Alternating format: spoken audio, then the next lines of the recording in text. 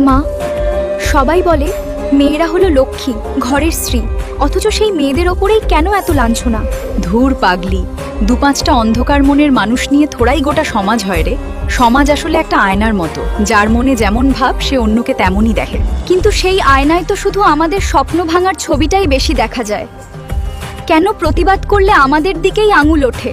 শোন মা, তারা তোর ভেতরের কালী রূপটাকে ভয় পায়। তারা জানে তুই জেগে উঠলে তাদের অন্যায়ের তাসের ঘর ভেঙে পড়বে।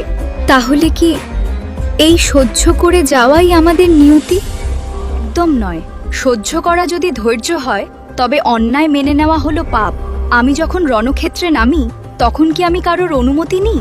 কিন্তু মা, একা লড়াই করার শক্তি আমি কোথায় পাবো? সমাজ তো আমাদের ছোট থেকেই দুর্বল বলে শেখায়। শক্তি তোর ভেতরেই আছে রে, শুধু ভয়টাকে বিসর্জন দিতে শেখ। মনে রাখিস, শিক্ষা আর আত্মসম্মান এই দুটোই হলো তোর আসল খড়গ।